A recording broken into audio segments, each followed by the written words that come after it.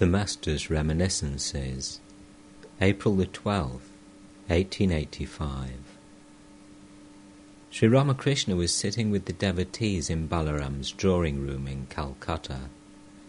M arrived at 3 o'clock. Girish, Balaram, the younger Naran, Paltu, Dwija, Purna, Mahendra Mukherjee, and many other devotees were there. Shortly, Trilokya Sanyal, Jaigopal Sen, and other members of the Brahmo Samaj arrived. Many women devotees were present also, seated behind a screen. Among them was Mohini's wife, who had almost gone insane on account of her son's death. There were a few other afflicted souls like her, who used to visit the Master to obtain peace of mind. Sri Ramakrishna was describing to the devotees the various incidents of his sadhana and the phases of his spiritual realization. Master, during my sadhana, when I meditated, I would actually see a person sitting near me with a trident in his hand. He would threaten to strike me with the weapon unless I fixed my mind on the lotus feet of God, warning me that it would pierce my breast if my mind strayed from God. The Divine Mother would put me in such a state that sometimes my mind would come down from the Nitya to the Leela, and sometimes go up from the Leela to the Nitya. Sometimes, when the mind descended to the Leela, I would meditate day and night on Sita and Rama. At those times, I would constantly behold the forms of Sita and Rama. Ramlala was my constant companion. Sometimes I would bathe him and sometimes feed him. Again, I used to be absorbed in the ideal of Radha and Krishna and would constantly see their forms. Or again I would be absorbed in Gauranga. He is the harmonization of two ideals, the Purusha and the Prakriti. At such times I would always see the form of Gauranga. Then a change came over me. The mind left the plane of the Leela and ascended to the Nitya. I found no distinction between the sacred Tulsi and the ordinary Sajina plant. I no longer enjoyed seeing the forms of God. I said to myself, they come and go. I lifted my mind above them. I removed all the pictures of gods and goddesses from my room and began to meditate on the primal Purusha, the indivisible Satchidananda, regarding myself as his handmaid. I practiced all sorts of sadhana. There are 3 classes of sadhana: sattvic, rajasic, and tamasic. In the sattvic sadhana, the devotee calls on the Lord with great longing, or simply repeats his name. He doesn't seek any result in return. The rajasic sadhana prescribes many rituals: purushcharana, pilgrimage, panchatapa, worship with 16 articles, and so forth. The tamasic sadhana is a worship of God with the help of tamas. The attitude of a tamasic devotee is this: Hail, Kali! What? Wilt thou not reveal thyself to me? If not, I will cut my throat with a knife. In this discipline, one doesn't observe conventional purity. It is like some of the disciplines prescribed by the Tantra. During my sadhana period, I had all kinds of amazing visions. I distinctly perceived the communion of Atman. A person exactly resembling me entered my body and began to commune with each of the 6 lotuses. The petals of these lotuses had been closed, but as each of them experienced the communion, the drooping flower bloomed and turned itself upward. Thus blossomed forth the lotuses at the centres of Muladhara, Svadhisthana, Anahata, Vishuddha, Ajna and Sahasrara. The drooping flowers turned upward. I perceived all these things directly. When I meditated during my sadhana, I used to think of the unflickering flame of a lamp set in a windless place. In deep meditation, a man is not at all conscious of the outer world. A hunter was aiming at a bird. A bridal procession passed along beside him, with the groom's relatives and friends, music, carriages and horses. It took a long time for the procession to pass the hunter, but he was not at all conscious of it.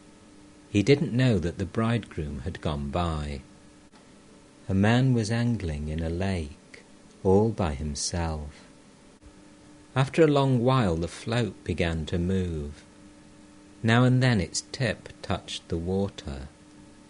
The angler was holding the rod tight in his hands, ready to pull it up, when a passer-by stopped and said, "Sir, can you tell me where Mr. Banerjee lives?"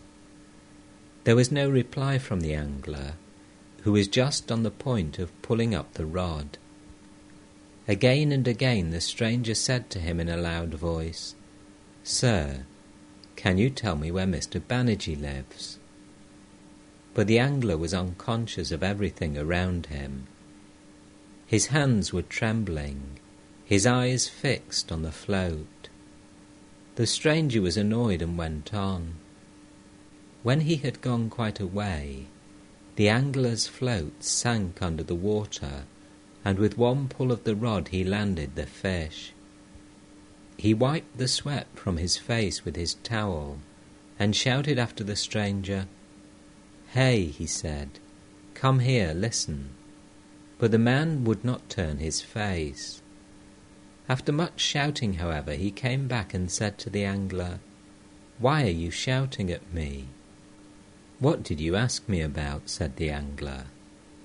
The stranger said, "I repeated the question so many times, and now you're asking me to repeat it once more." The angler replied, "At that time my float was about to sink, so I didn't hear a word of what you said." A person can achieve such single-mindedness in meditation that he will see nothing, hear nothing.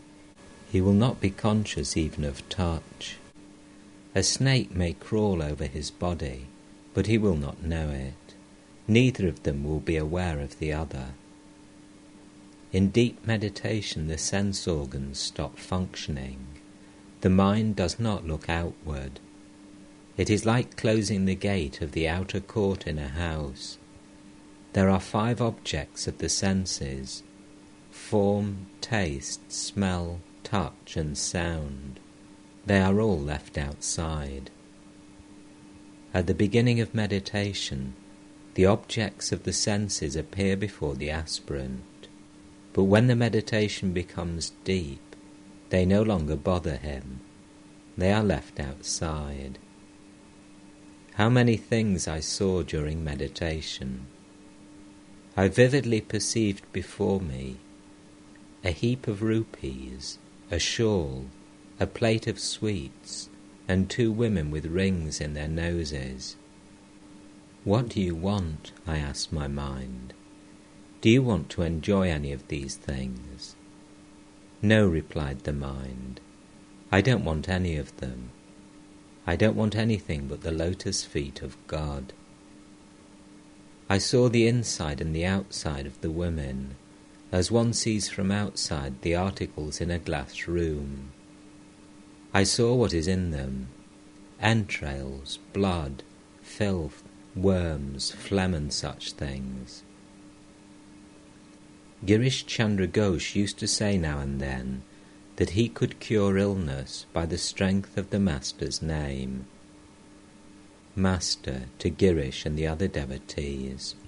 People of small intellect seek occult powers, powers to cure disease, win a lawsuit, walk on water and such things. But the genuine devotees of God don't want anything except his lotus feet. One day Hridai said to me, "Uncle, please ask the mother for some powers, some occult powers." I have the nature of a child. While I was practicing japa in the Kali temple, I said to Kali, "Mother, Hridai asked me to pray to you for some occult powers." The Divine Mother at once showed me a vision. A middle-aged prostitute, about 40 years old, appeared and sat with her back to me. She had large hips and wore a black bordered sari. Soon she was covered with filth. The mother showed me that occult powers are as abominable as the filth of that prostitute, whereupon I went to Hridai and scolded him, saying, "Why did you teach me such a prayer? It is because of you that I had such an experience." People with a little occult power gain such things as name and fame. Many of them want to follow the profession of guru, gain people's recognition, and make disciples and devotees. Men say of such a guru, "Ah, he is having a wonderful time. How many people visit him? He has many disciples and followers. His house is overflowing with furniture and other things. People give him presents. He has such power that he can feed many people if he so desires." The profession of a teacher is like that of a prostitute. It is the selling of oneself for the trifle of money, honour, and creature comforts. For such insignificant things, it is not good to prostitute the body, mind, and soul, the means by which one can attain God. A man once said about a certain woman, "Ah, she is having a grand time now. She is so well off. She has rented a room and furnished it with a couch, a mat, pillows, and many other things. And how many people she controls. They are always visiting her. In other words, the woman has now become a prostitute. Therefore, her happiness is unbounded. Formerly she was a maidservant in a gentleman's house. Now she is a prostitute. She has ruined herself for a mere trifle." How many other visions I saw while meditating during my sadhana. Once I was meditating under the bell tree when sin appeared before me and tempted me in various ways. He came to me in the form of an English soldier. He wanted to give me wealth, honour, sex pleasure, various occult powers, and such things. I began to pray to the Divine Mother. Now I am telling you something very secret. The mother appeared. I said to her, "Kill him, mother." I still remember that form of the mother, her world-bewitching beauty. She came to me taking the form of Krishnamai, but it was as if her glance moved the world. Sri Ramakrishna became silent. Resuming his reminiscences, he said, "How many other visions I saw, but I'm not permitted to tell them. Someone is shutting my mouth, as it were. I used to find no distinction between the sacred tulsi and the insignificant sajina leaf. The feeling of distinction was entirely destroyed. Once I was meditating under the banyan when I was shown a Mussulman with a long beard. He came to me with rice in an earthen plate. He fed some other Mussulmans with the rice and also gave me a few grains to eat. The mother showed me that there exists only one and not two. It is Satchidananda alone that has taken all these various forms. He alone has become the world and its living beings. Again it is he who has become food. To Girish, M and the others. I have the nature of a child. Hridai said to me, "Uncle, ask the mother for some occult powers." At once I went to the temple to ask her about them. At that time God had put me in such a state that I had to listen to those who lived with me. I felt like a child who sees darkness all around unless someone is with him. I felt as if I should die unless Hridai was near me. You see, I'm in that state of mind just now. While I'm speaking to you, my inner spirit is being awakened. As Sri Ramakrishna uttered these words, he was on the point of plunging into samadhi and losing consciousness of time and space, but he was trying with the utmost difficulty to control himself.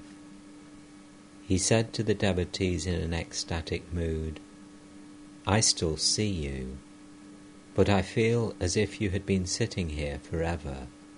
I don't recall when you came or where you are." Sri Ramakrishna was silent a few minutes. Then, regaining partial consciousness, he said, "I shall have a drink of water."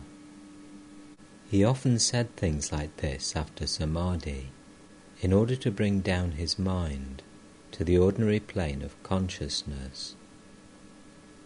Girish was a newcomer and didn't know this, so he started to bring some water. Sri Ramakrishna asked him not to, saying, "No, my dear sir, I cannot drink now." The master and the devotees were silent a while.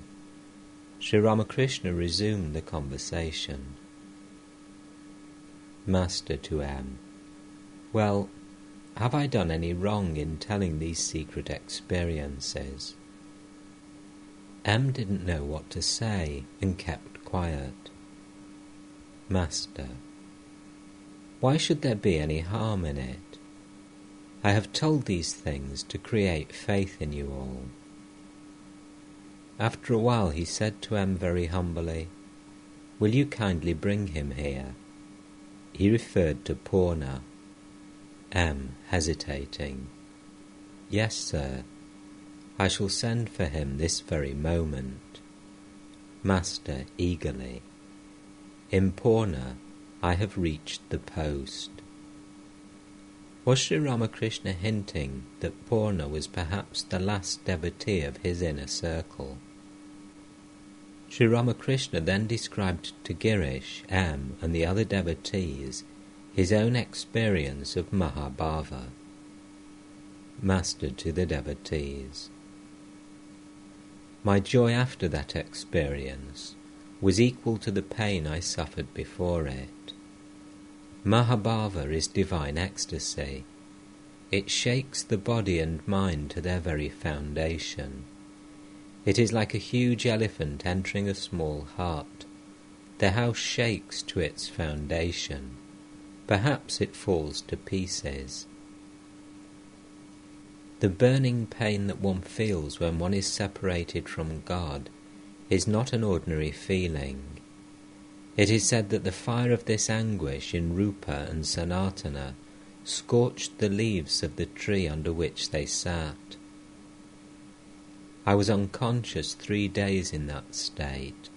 I couldn't move. I lay in one place.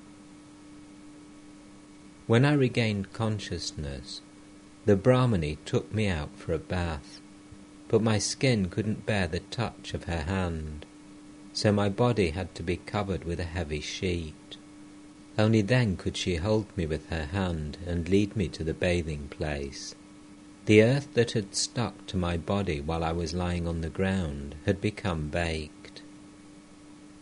In that state, I felt as if a ploughshare were passing through my backbone. I cried out, "Oh, I am dying, I am dying." But afterwards I was filled with great joy. The devotees listened breathlessly to these experiences of the Master. Master to Girish: but it isn't necessary for you to go so far. My experiences are for others to refer to. You busy yourself with 5 different things, but I have one ideal only. I do not enjoy anything but God. This is what God has ordained for me. Smiling. There are different trees in the forest, some shooting up with 1 trunk, and others spreading out with 5 branches. All smile. Yes, my experiences are for others to refer to, but you should live in the world in a spirit of detachment. You will no doubt have dirt on your body, but you must shake it off as the mudfish shakes off the mud. You may swim in the black ocean of the world, but your body should not be stained. Girish smiling. But you too had to marry. Laughter. Master smiling. Marriage is necessary for the sake of samskara. But how could I lead a worldly life? So uncontrollable was my divine fervour that every time the sacred thread was put around my neck, it dropped off. Some believed that Shukadeva also had to marry for the sake of samskara. They say he even had a daughter. All laugh. Woman and gold alone is the world. It makes one forget God. Girish: but how can we get rid of woman and gold? Master: pray to God with a yearning heart. Pray to him for discrimination. God alone is real, and all else illusory. This is discrimination. One strains water through a fine sieve in order to separate the dirt from it. The clear water goes through the sieve, leaving the dirt behind. Apply the sieve of discrimination to the world. Live in the world after knowing God. Then it will be the world of vidya. Just see the bewitching power of women. I mean the women who are the embodiment of avidya, the power of delusion. They fool men, as it were. They take away their inner substance. When I see a man and a woman sitting together, I say to myself, alas, they are done for. Looking at M. Haru, such a nice boy, is possessed by a witch. People ask, where is Haru? Where is he? But where do you expect him to be? They all go to the banyan and find him sitting quietly under it. He no longer has his beauty, power or joy. Ah, he is possessed by the witch that lives in the banyan. If a woman says to her husband, go there, he at once stands up, ready to go. If she says, sit down here, immediately he sits down. A job seeker got tired of visiting the manager in an office. He couldn't get the job. The manager said to him, there is no vacancy now, but come and see me now and then. This went on for a long time, and the candidate lost all hope. One day, he told his tale of woe to a friend. The friend said, how stupid you are. Why are you wearing away the soles of your feet going to that fellow? You had better go to Golap. You will get the job tomorrow. Is that so? Said the candidate. I'm going right away. Golap was the manager's mistress. The candidate called on her and said, Mother, I'm in great distress. You must help me out of it. I'm the son of a poor Brahmin. Where else shall I go for help? Mother, I have been out of work for many days. My children are about to starve to death. I can get a job if you but say the word. Golap said to him, Child, whom should I speak to? She said to herself, Ah, the poor Brahmin. He has been suffering too much. The candidate said to her, I am sure to get the job if you just put in a word about it to the manager. Golap said, I shall speak to him today and settle the matter. The very next morning, a man called on the candidate and said, You are to work in the manager's office, beginning today. The manager said to his English boss, This man is very competent. I have appointed him. He will do credit to the firm. All are deluded by woman and gold, but I do not care for it at all, and I swear to you that I do not know anything but God. A devotee. Sir, a new sect named Navahalal has been started. Lalit Chatterjee is one of the members. Master, there are different views. All these views are but so many paths to reach the same goal. But everyone believes that his view alone is right, that his watch alone keeps correct time. Girish 2M. Do you remember what Pope says about it? 'Tis with our judgments as our watches. None go just alike, yet each believes his own. Master 2M. What does it mean? M. Everyone thinks that his watch keeps the correct time, but different watches do not give the same time. Master. But however wrong the watches may be, the sun never makes a mistake. One should check one's watch with the sun. A devotee. Mr. X tells lies. Master. Truthfulness in speech is the tapasya of the Kali Yuga. It is difficult to practice other austerities in this cycle. By adhering to truth one attains God.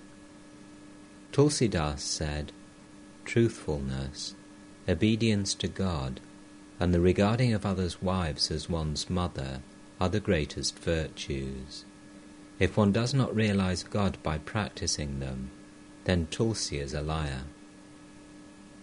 Keshav Sen assumed his father's debts. Others would have repudiated them. I visited Devendra's Samaj at Jaro Shanko and found Keshav meditating on the dais. He was then a young man. I said to Mathur Babu, of all who are meditating here, this young man's float alone has sunk under the water. The fish is biting at the hook. There was a man, whom I shall not name, who for 10,000 rupees told a lie in court. In order to win the lawsuit, he made me give an offering to the Divine Mother. He said to me, Father, please give this offering to the Mother. Trusting him like a child, I gave the offering. Devotee. A nice man indeed. Master. But he had such faith in me that he believed the Mother would grant his prayer if I but made the offering. Referring to Lalit Babu, Sri Ramakrishna said, Is it an easy matter to get rid of pride? There are very few who are without pride. Balaram is one of them. Pointing to a devotee, and here is another. Other people in their position would have swelled with pride. They would have parted their hair and showed other traits of tamas. They would have been proud of their learning. The fat Brahmin, referring to Ramakrishna, still has a little of it. 2M. Mahima Chakravarti has read many books, hasn't he? M. Yes, sir. He has read a great deal. Master smiling. I wish he and Girish could meet. Then we could enjoy a little discussion. Girish smiling. Doesn't he say that by means of sadhana, all people can be like Sri Krishna? Master. Not exactly that, but something like it. Devotee. Sir, can all be like Sri Krishna? Master. An incarnation of God, or one born with some of the characteristics of an incarnation, is called an Ishvara-koti. An ordinary man is called a jiva or jiva-koti. By dint of sadhana, a jiva-koti can realize God, but after samadhi he cannot come back to the plane of relative consciousness. The Ishvara-koti is like the king's son. He has the keys to all the rooms of the 7-story palace. He can climb to all the 7 floors and come down at will. A jiva-koti is like a petty officer. He can enter some of the rooms of the palace. That is his limit. Janaka was a jnani. He attained knowledge by means of his sadhana, but Shukadeva was knowledge itself. Girish. Master. Shukadeva did not attain knowledge through sadhana. Like Shukadeva, Narada also had the knowledge of Brahman, but he retained bhakti in order to teach people. Prahlada sometimes assumed the attitude of I am he, sometimes that of a servant of God, and sometimes that of his child. Hanuman also was like that. All may wish for such a lofty state, but all cannot attain it. Some bamboos are hollower than others, some are more solid inside. A devotee. You say that your spiritual experiences are for others to refer to. Tell us what we should do. Master. If you want to realize God, then you must cultivate intense dispassion. You must renounce immediately what you feel to be standing in your way. You should not put it off till the future. Woman and gold is the obstruction. The mind must be withdrawn from it. One must not be slow and lazy. A man was going to bathe. He had his towel on his shoulder. His wife said to him, "You are worthless. You're getting old and still you cannot give up some of your habits. You cannot live a single day without me. But look at that man. What a renouncer he is." Husband. Why? What has he done? Wife. He has 16 wives, and he is renouncing them one by one. You will never be able to renounce. Husband. Renouncing his wives one by one? You are crazy. He won't be able to renounce. If a man wants to renounce, does he do it little by little? Wife smiling. Still, he is better than you. Husband. You're silly. You don't understand. He can't renounce, but I can. See, here I go. The Master continued, that is called intense renunciation. No sooner did the man discriminate than he renounced. He went away with the towel on his shoulder. He didn't turn back to settle his worldly affairs. He didn't even look back at his home. He who wants to renounce needs great strength of mind. He must have a daredevil attitude like a dacoit's. Before looting a house, the dacoits shout, "Kill, murder, loot."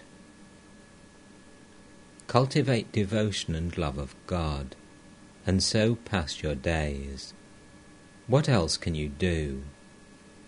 When Krishna went away, Yashoda became insane with grief and visited Radha. Radha was moved by her sorrow and appeared before her as Adyashakti. She said, "My child, ask a boon of me." Yashoda replied, "Mother, what else shall I ask of you? Bless me that I may serve Krishna alone with my body, mind and speech, that I may behold his devotee with these eyes, that I may go with these feet to the places where his divine sport is manifested, that I may serve him and his devotees with these hands, and that I may devote all my sense organs to his service alone." As Sri Ramakrishna uttered these words, he was about to go into ecstasy. Suddenly he exclaimed, "Kali, the embodiment of destruction." No, Nitya Kali, my eternal divine mother. With great difficulty he restrained himself. He was starting to say more about Yashoda when Mahendra Mukherjee arrived. Mahendra and his younger brother Priya had been visiting the master for some time. Mahendra owned a flour mill and other businesses. His brother was an engineer. Both of the brothers engaged people to manage their affairs and therefore had considerable leisure. Mahendra was 36 or 37, and his brother 2 years younger. Besides their country home at Kedati, they had a house at Bagbazar, Calcutta. A young devotee named Hari accompanied them on their visits to Sri Ramakrishna. Hari was married but greatly devoted to the master. Mahendra and Hari had not visited Dakshineshwar for a long time. They saluted Sri Ramakrishna. "Master, hello, why haven't you visited Dakshineshwar for so long?" Mahendra: "Sir, I have been away from Calcutta. I was at Kedati." Master: "You have no children. You don't serve anybody, and still you have no leisure. Goodness gracious." The devotees remained silent. Mahendra was a little embarrassed. Master to Mahendra: "Why am I saying all this to you? You are sincere and generous. You have love for God." Mahendra: "You are saying these words for my good." Master smiling: "You see, we don't take any collection during the performance at our place. Jadu's mother says to me, 'Other sadhus always ask for money, but you do not. Worldly people feel annoyed if they have to spend money.' A theatrical performance was being given at a certain place. A man felt a great desire to take a seat and see it. He peeped in and saw that a collection was being taken from the audience. Quietly he slipped away. Another performance was being given at some other place. He went there and, inquiring, found that no collection would be taken. There was a great rush of people. He elbowed his way through the crowd and reached the centre of the hall. There he picked out a nice seat for himself, twirled his moustaches and sat through the performance. All laugh. You have no children to divert your mind. I know a deputy magistrate who draws a salary of 800 rupees a month. He went to Keshav's house to see a performance. I was there too. Rakhal and a few other devotees were with me and sat beside me. After a while Rakhal went out for a few minutes. The deputy magistrate came over and made his young son take Rakhal's seat. I said, "He can't sit there." At that time I was in such a state of mind that I had to do whatever the person next to me would ask me to do, so I had seated Rakhal beside me. As long as the performance lasted, the deputy did nothing but gibber with his son. The rascal didn't look at the performance even once. I heard, too, that he is a slave to his wife. He gets up and sits down as she tells him to. And he didn't see the performance for that snub-nosed monkey of a boy. To Mahendra: do you practice meditation? Mahendra: yes, sir, a little. Master: come to Dakshineshwar now and then. Mahendra, smiling: yes, sir, I will. You know where my knots and twists are. You will straighten them out. Master, smiling: first come to Dakshineshwar, then I shall press your limbs to see where your twists are. Why don't you come? Mahendra: because of the pressure of my duties. Besides, I have to go to my country home now and then. Master, to Mahendra, pointing his finger at the devotees: have they no homes or dwelling places? Have they no duties? How is it that they come? To Hari: why haven't you come to Dakshineshwar? Is your wife living with you? Hari: no, sir. Master: then why did you forget me? Hari: I haven't been well, sir. Master, to the devotees: he looks thin. He has no small measure of bhakti. He is overflowing with it, but it is of a rather troublesome nature. Laughter. Sri Ramakrishna used to address a certain devotee's wife by the name of hubby's mother. Her brother, a college student aged about 20, was there. He stood up ready to go and play cricket. His younger brother, named Dvija, was also a devotee of the Master. Both brothers left the room. A few minutes later, Dvija returned. The Master said, "Why didn't you go?" A devotee answered, "He wants to hear the music. Perhaps that is why he has come back." Trilokya, the Brahmo devotee, was to sing for the Master. Paltu arrived. The Master said, "Who is this?" "Ah, it is Paltu." Purna, another young devotee, also arrived. It was with great difficulty that Sri Ramakrishna had managed to have him come. His relatives strongly objected to his visiting the Master. Purna was a student in the 5th grade of the school where M taught. The boy prostrated himself before Sri Ramakrishna. The Master seated him by his side and was talking to him in a low voice. M alone was sitting near them. The other devotees were talking about various things. Girish, sitting on the other side of the room, was reading a life of Keshab. Master, to Purna: "Come nearer." Girish, to M: "Who is this boy?" M was afraid that others might notice the boy. This would make trouble for him at home, and M would be responsible for it. M sharply: "Don't you see he is a boy?" Girish, smiling: "I need no ghost to tell me that." The Master and the boy were talking in low tones. Master: "Do you practice what I asked you to?" Purna: "Yes, sir." Master: "Do you dream? Do you dream of a flame, a lighted torch, a married woman, a cremation ground? It is good to dream of these things." Purna: "I dreamt of you. You were seated and telling me something." Master: "What? Some instructions? Tell me some of it."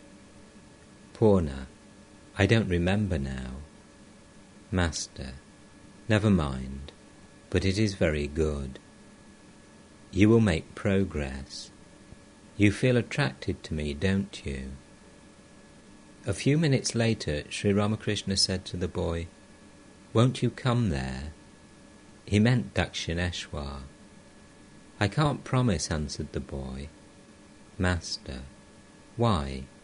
Doesn't one of your relatives live there?" Purna: "Yes, sir, but it won't be very convenient for me to go." Girish was reading a life of Keshab, written by Trilokya of the Brahmo Samaj. In it, Trilokya said that at first Sri Ramakrishna had been very much opposed to the world, but that after meeting Keshab, he had changed his mind and had come to believe that one could lead a spiritual life in the world as well. Several devotees had told the Master about this. They wanted to discuss it with Trilokya. Those passages in the book had been read to the Master. Noticing the book in Girish's hand, Sri Ramakrishna said to Girish, Ram and the other devotees, "These people are busy with the world. That is why they set such a high value on worldly life. They are drowned in woman and gold. One doesn't talk that way after realizing God. After enjoying divine bliss, one looks on the world as crow droppings. At the very outset I utterly renounced everything. Not only did I renounce the company of worldly people, but now and then the company of devotees as well. I noticed that the devotees were dropping dead one by one, and that made my heart writhe with pain. But now I keep one or two of them with me." Girish left for home, saying he would come back. Trilokya arrived with Jai-Gopal Sen. They bowed before the Master and sat down. He inquired about their health. The younger Naran entered the room and saluted Sri Ramakrishna. The Master said to him, "Why didn't you see me last Saturday?" Trilokya was ready to sing. Master: You sang that day about the blissful mother. How sweetly you sang. Other songs seem insipid to me. That day I didn't enjoy even Narendra's singing. Why don't you sing those same songs again?" Trilokya sang: "Victory to Gora, Sachi's son. Hail, abode of every virtue, touchstone of love, ocean of bliss, man's bewitcher, beauteous of form, enchanting the eye like shining gold. His tender arms that reach to the knee, graceful and long as lotus stalks, are lovingly stretched to all mankind. His lotus face of matchless beauty overflows with the nectar of love. His cheeks are covered with curling hair. Alight with heavenly love, his beauty charms the eye. Beaming with fervour, radiant with bliss, his body trembling with Hari's joy, Gauranga, the golden, dances like a mad elephant, shaking in all his limbs with the frenzy of love.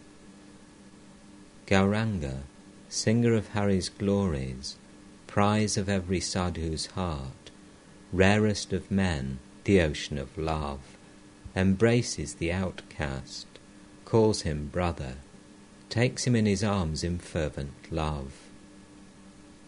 He dances with both his arms upraised, and sings Hari's name.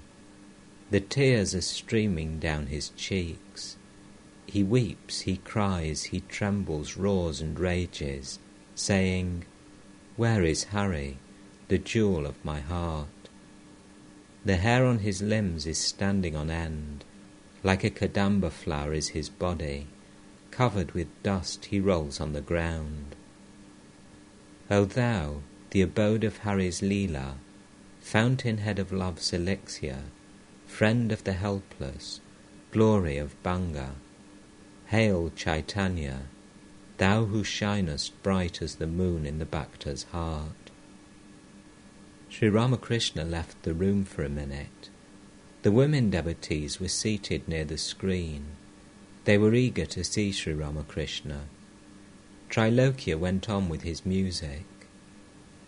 Sri Ramakrishna entered the room again and said to Trilokya, "Please sing a little about the blissful mother." Trilokya sang, "O Mother, how deep is thy love for men! Mindful of it, I weep for joy." Listening to the song, the younger Naren went into deep meditation. He remained as still as a log. Sri Ramakrishna said to him, "Look at him. He is totally unaware of the outer world." The song was over. At Sri Ramakrishna's request, Trilokya sang, "O Mother, make me mad with thy love. What need have I of knowledge or reason?" Ram asked him to sing about Hari. Trilokya sang, "Chant, O mind, the name of Hari. Sing aloud the name of Hari. Praise Lord Hari's name. And praising Hari's name, O mind, cross the ocean of this world. Hari dwells in earth, in water. Hari dwells in fire and air. In the sun and moon he dwells. Hari's ever-living presence fills the boundless universe." M said in a low voice to Trilokya, "Please, Gaur and Nitai, ye blessed brothers." Sri Ramakrishna too asked him to sing the song. Trilokya and the devotees sang in chorus, the master joining them. When it was over, the master sang, "Behold, the two brothers have come, who weep while chanting Hari's name. The brothers who, in return for blows, offer to sinners Hari's love, embracing everyone as brother, even the outcast, shunned by men. Behold, the two brothers have come, who once were Karnai and Balai of Braja." Sri Ramakrishna sang again, "See how all Nadia is shaking under the waves of Gauranga's love." Then, "Who are they that walk along chanting Hari's name? O Madhai, go out and see. They seem to be Gaur and Nitai, with golden anklets on their lovely feet. Shaven of head and clad in rags, they reel like madmen as they go." The younger Naren was about to leave. "Master, show great devotion to your parents, but don't obey them if they stand in your way to God. You must gird your loins with great determination and say, 'This rogue of a father.' Naren, truly I have no fear." Girish arrived. Sri Ramakrishna introduced him to Trilokya. He asked them to talk to each other. A few minutes later the master said, "That song again, please." Trilokya sang, "Victory to Gora, Sachi's son, hail abode of every virtue, touchstone of love, ocean of bliss, man's bewitcher, beauteous of form, enchanting the eye like shining gold." Sri Ramakrishna went into samadhi. He stood up, totally unconscious of the world.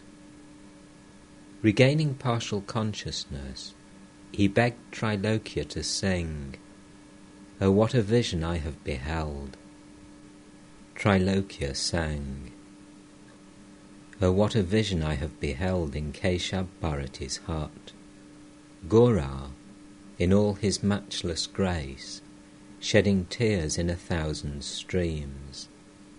Like a mad elephant he dances in ecstasy and sings, drunk with an overwhelming love. Rolling flat upon the ground and swimming in tears, he weeps and shouts Lord Hari's name, piercing the very heavens with his cries, loud as a lion's roar. Then most humbly he begs men's love, to feel himself the servant of God. Shorn of his locks, he has put on the yogi's ochre robe. Even the hardest heart must melt to see his pure and heavenly love. Smitten with man's deep woe, he has abandoned everything and pours out love unstintingly. O would that Premdas were his slave, and passing from door to door might sing Gauranga's endless praise. The music was over. It was about dusk. Sri Ramakrishna was surrounded by the devotees, master to Ram. There were no instruments to accompany the songs. The singing creates an atmosphere when there is proper accompaniment. Smiling. Do you know how Balaram manages a festival? He is like a miserly Brahmin raising a cow. The cow must eat very little, but give milk in torrents. All laugh. Sing your own songs and beat your own drums. That is Balaram's idea. All laugh. As evening came on, lamps were lighted in the drawing room and on the veranda. Sri Ramakrishna bowed to the Divine Mother and began to chant the name of God. The devotees sat around and listened to his sweet chanting. They wanted to discuss with Trilokya his remarks about the Master's change of opinion on worldly life. Girish started the discussion. Girish to Trilokya. You have written that after coming in contact with Keshab, Sri Ramakrishna changed his views about worldly life, but it isn't true.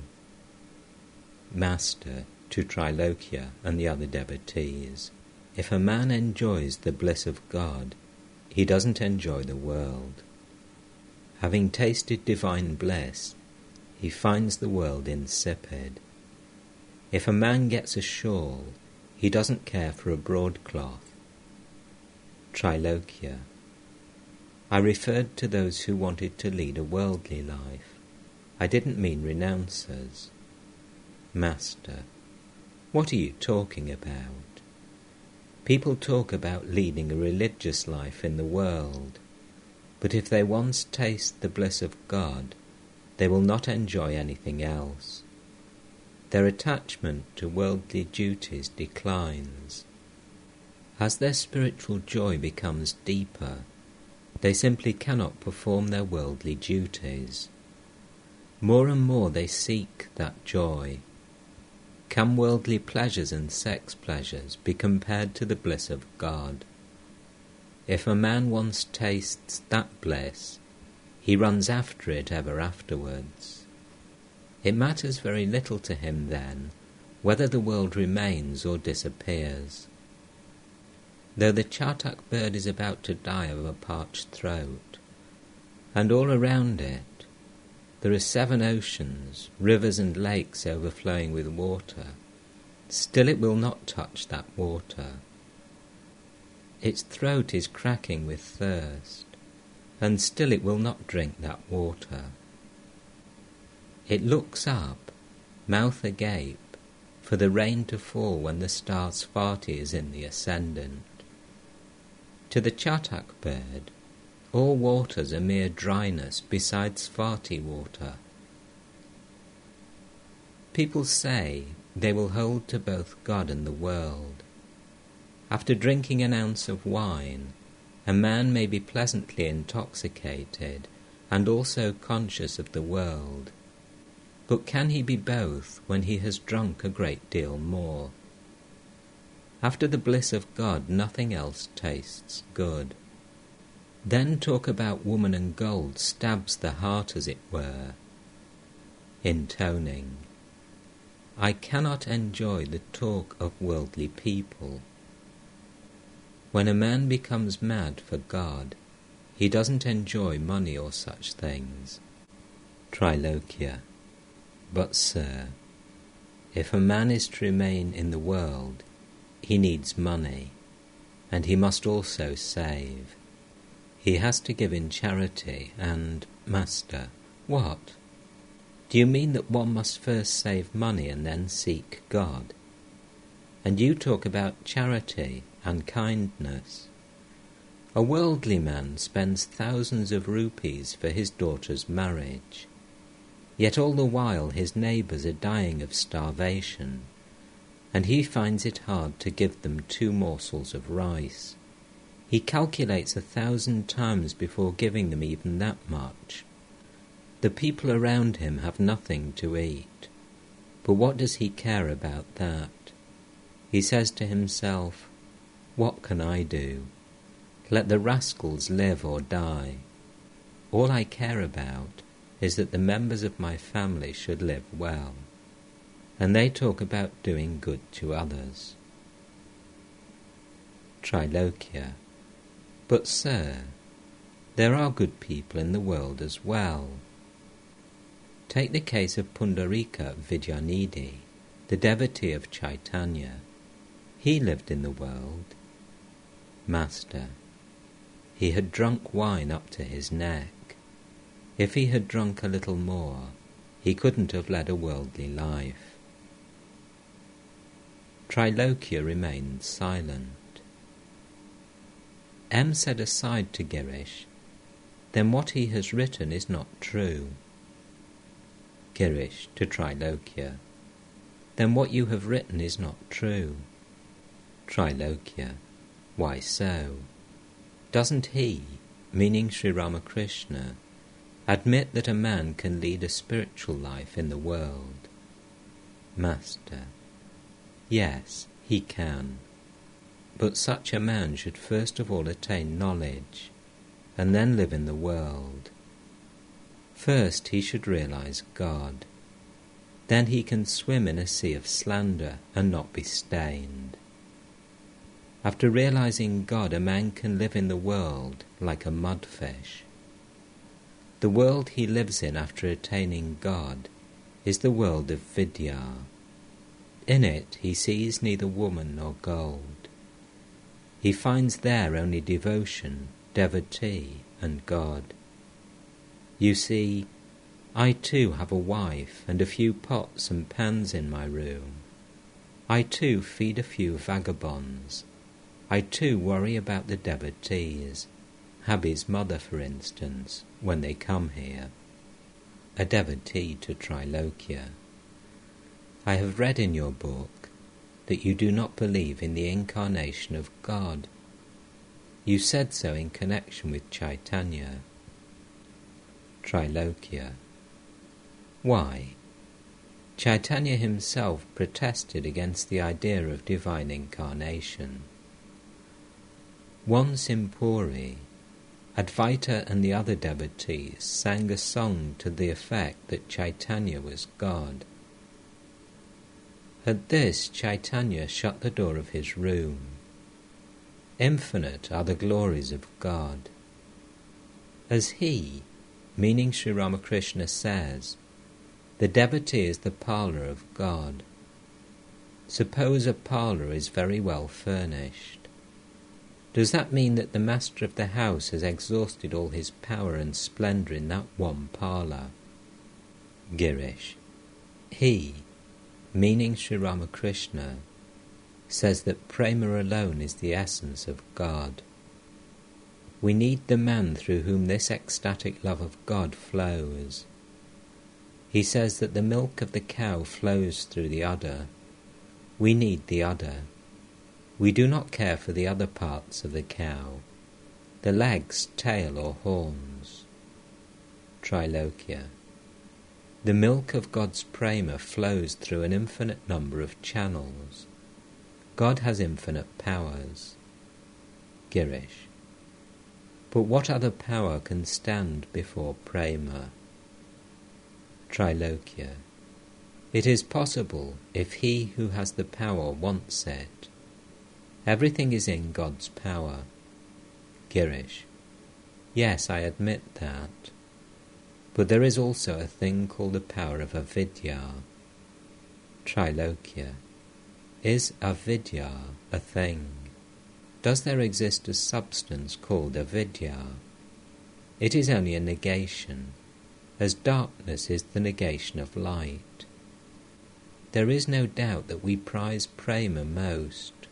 What is a drop to God is an ocean to us. But if you say that prema is the last word about God, then you limit God himself. Master to Trilokya and the other devotees. Yes, that is true. But an ounce of wine makes me drunk. What need have I to count the gallons of wine in the tavern? What need have we to know about the infinite powers of God? Girish to Trilokya. Do you believe in the incarnation of God?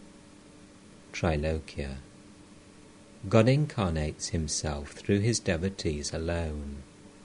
There cannot be a manifestation of infinite powers. It simply isn't possible. It is impossible for any man to manifest infinite powers. Girish. You can serve your children as Brahma Gopala. Then why isn't it possible to worship a great soul as God? Master to Trilokya. Why all this bother about infinity? If I want to touch you, must I touch your entire body? If you want to bathe in the Ganges, must you touch the whole river from Hardwar down to the ocean? All troubles come to an end when the ego dies. As long as a trace of I consciousness remains, one is conscious of difference. Nobody knows what remains after the I disappears. Nobody can express it in words. That which is, remains. After the I disappears, one cannot say that a part manifests through this man, and the rest through another. Satchidananda is the ocean. The pot of I is immersed in it. As long as the pot exists, the water seems to be divided into two parts. One part inside the pot, and the other part outside it. But when the pot is broken, there is only one stretch of water. One cannot even say that. Who would say that? After the discussion, Sri Ramakrishna became engaged in a pleasant conversation with Trilokya. Master, you're happy, isn't that so? Trilokya. But I shall become my old self again, as soon as I leave this place. Here, I feel very much the awakening of spiritual consciousness. Master, you don't have to be afraid of walking on thorns if you're wearing shoes. You needn't be afraid of woman and gold if you know that God alone is real and all else illusory. It was about 9 o'clock in the evening. Balaram took Trilokya to another room and gave him refreshments. Sri Ramakrishna began to tell the devotees about Trilokya and people of his views. Master to Girish, M, and the other devotees. Do you know what these people are like? They are like a frog living in a well, who has never seen the outside world. He knows only his well, so he will not believe that there is such a thing in the world. Likewise, people talk so much about the world because they have not known the joy of God. To Girish. Why do you argue with them so much? They busy themselves with both, the world and God.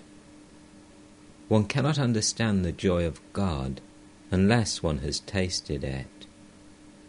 Can anyone explain sex pleasure to a 5-year-old boy? Worldly people talk about God only from hearsay.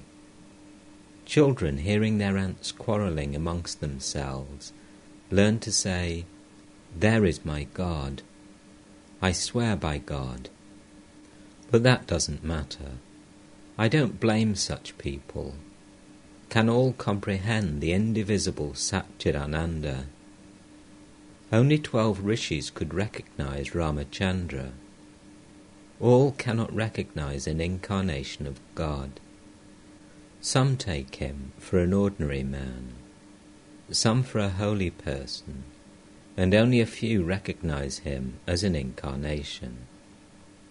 One offers a price for an article according to one's capital. A rich man said to his servant, "Take this diamond to the market, and let me know how different people price it. Take it first of all to the eggplant seller." The servant took the diamond to the eggplant seller. He examined it, turning it over in the palm of his hand, and said, "Brother, I can give 9 seers of eggplants for it." "Friend," said the servant, "a little more. Say 10 seers." The eggplant seller replied, "No, I have already quoted above the market price. You may give it to me if that price suits you." The servant laughed.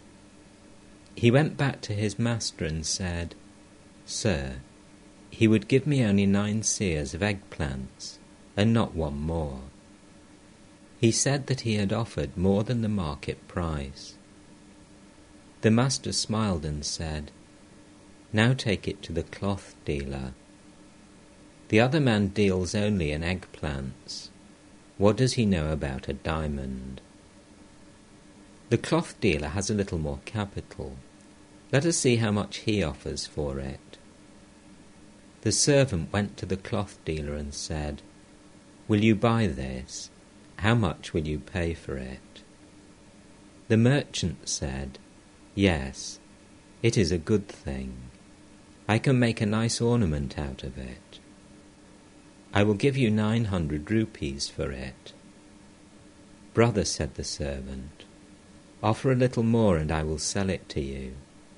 Give me at least 1,000 rupees. The cloth dealer said, "Friend, don't press me for more. I've offered more than the market price. I cannot give a rupee more. Suit yourself."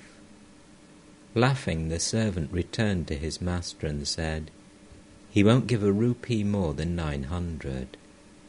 He too said he had quoted above the market price. The master said with a laugh, "Now take it to a jeweler. Let us see what he has to say." The servant went to a jeweler. The jeweler glanced at the diamond and said at once, "I will give you 100,000 rupees for it." They talk of practicing religion in the world. Suppose a man is shut up in a room. All the doors and windows are closed. Only a little light comes through a hole in the ceiling. Can he see the sun with the roof over his head? And what will he do with only one ray of light? Woman and gold is the roof. Can he see the sun unless he removes the roof? Worldly people are shut up in a room, as it were. The incarnations of God belong to the class of the Ishvara-kotis. They roam about in the open spaces. They are never imprisoned in the world, never entangled by it. Their ego is not the thick ego of worldly people. The ego, the I-consciousness of worldly people, is like 4 walls and a roof. The man inside them cannot see anything outside. The ego of the incarnations and the other Ishvara-kotis is a thin ego. Through it they have an uninterrupted vision of God. Take the case of a man who stands by a wall, on both sides of which there are meadows stretching to infinity.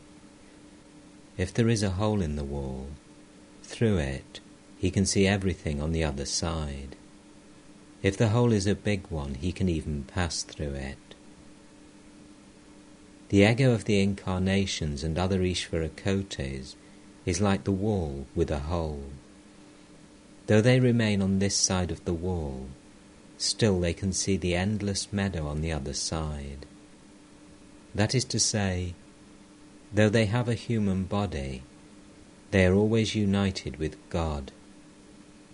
Again, if they will, they can pass through the big hole to the other side and remain in samadhi. And if the hole is big enough, they can go through it and come back again. That is to say, though established in samadhi, they can again descend to the worldly plane. The devotees listened breathlessly to these words about the mystery of divine incarnation.